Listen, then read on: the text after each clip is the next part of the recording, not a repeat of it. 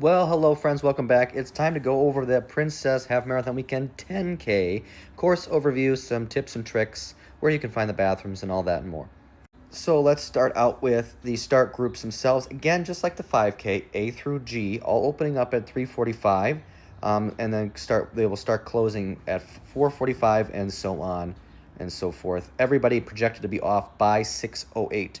Reminder for the 10K, there are balloon ladies, so that will be timing the race. So you do have to keep that 16-minute mile in front of them. They'll start after the start line is clear, and they'll keep pace after that. A lot of people do like to dead last start with them, and do that kind of stuff. But just keep in mind the 16-minute mile pace is in act here for the 10K. Now, spectating, they officially only list the start and finish. Again, this is kind of a gray area. There are some other spots you can spectate, but it is not something they advertise given the time of day the race is run, and that the other spectating spots would be at the resorts. Transportation times are the same to the start line. You get an extra half hour at the end, though, 6:30 to 9 post-race. Also, reminder, no Skyliner transportation and no monorail transportation for the 10K. Road closures to keep in mind. If you are driving, be sure to make note of these. Roads do close at specific times, and you will be cut off if you're trying to come out through those ways. Given how the course is set up, they need these roads closed at certain times. Start and staging areas are set up the same. I have here circled the two pre-race real bathrooms you can use. One is before security at the bus drop-off area. The other is after you go through security as you're making your way to the reunion lot and the start area. So let's dive into the course. The course, exactly the same as Marathon Weekend, as typical for Marathon Weekend 2 Princess. Those courses typically always line up the same. You're going to start in the parking lot and then make a loop and go backstage, and then into Epcot through between test track and mission space there. You will have a real bathroom just after you enter into Epcot over by the behind Connections and Creations there.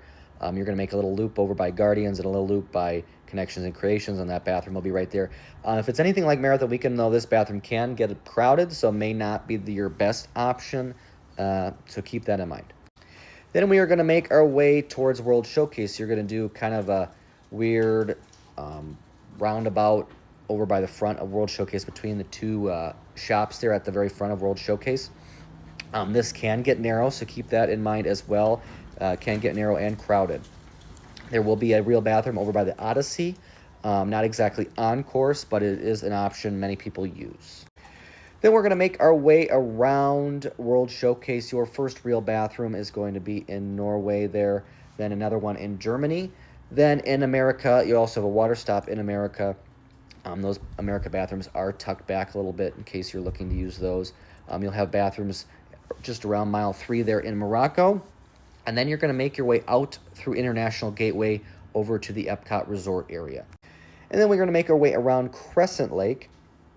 And these are additional spectating spots that are not noted on the guide. However, they don't note them because they are considered quiet zones, because it is so early in the morning and people are sleeping still at the resort. So they don't want just tons of people, coming around to spectate at these resorts so early.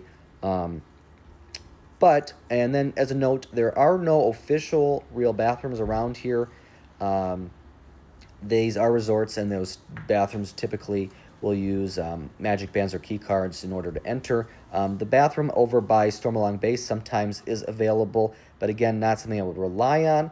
There's also a bathroom over by the Quiet Pool at Beach Club, but that Quiet Pool is closed currently for refurbishment, so probably will not be available at all. But then we're going to make our way back into Epcot, where you can get some more real bathrooms. As we make our way back into Epcot, you'll have one over as you make your way back into the front half of Epcot. On the side there's that ice cream shop that used to be the Starbucks, and then right past that there will be bathrooms there. Then you're going to make your way over towards Figment, and as you make your way back backstage, there's a bathroom tucked behind backside of Figment there. That is always a popular stop for people. You're going to go around backstage behind the Land and behind the Seas pavilions, and you're going to come back in front of those two pavilions. And as you come towards Communicore Hall, there's one on the backside of there that you can use. You're going to do a loop around World Celebration and then head towards Spaceship Earth. And that's on each side of Spaceship Earth, there are going to be real bathrooms again. These will be your last opportunities for real bathrooms for the 10K before you head out to the finish. And that's going to do it for the Princess 10K for 2026. As always, if you have any comments, questions, concerns, be sure to send those down in the comments, and I'll be happy to answer.